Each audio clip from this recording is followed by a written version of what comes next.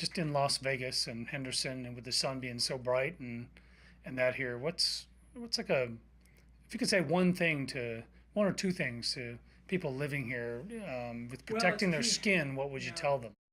There's a lot of simple things you can do. There's a lot of common sense things. Avoid the peak times is one of them. Stay out between Winter peak 11 times. between 11 o'clock and like 3 o'clock to 4 o'clock during the summer months here, just deadly, and that's when you collect a lot of your most intense exposure.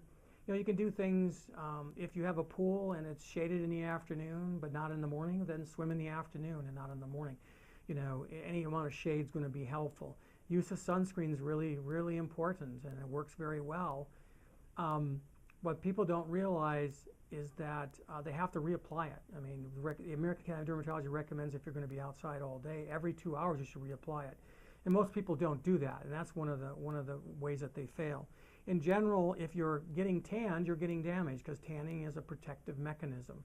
So if you're doing the right things, you could be outside in the sun and not get tanned. That's the key.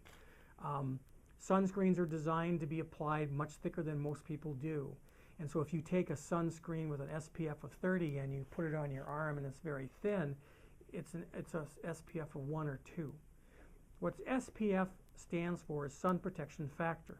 And what that means is that, let's say that with your skin type, you could go outside for 1 hour before you started to get pink. That's what we call a minimal erythema dose. That's the measurement of how much radiation you can take before you get to your minimal erythema dose. That's a SPF factor of 1.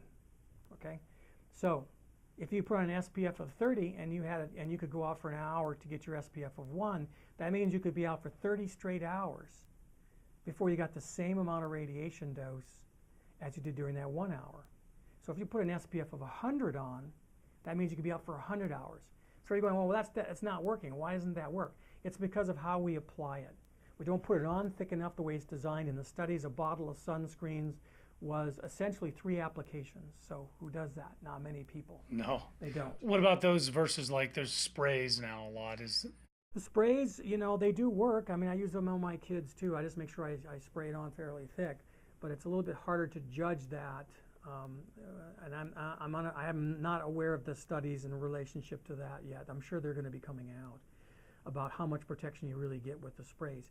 But the key is to put it on thick, reapply it frequently. Use sun protective. Hats are great. The head and neck area really gets a lot of sun.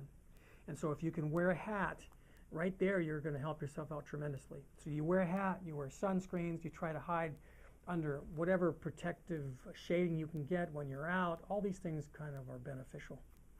does makeup? I mean, does makeup?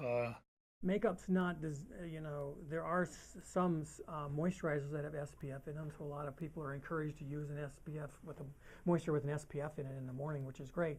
But once again, if you just put it on once in the morning, you don't do anything the rest of the day, it's not going to be any good in the afternoon.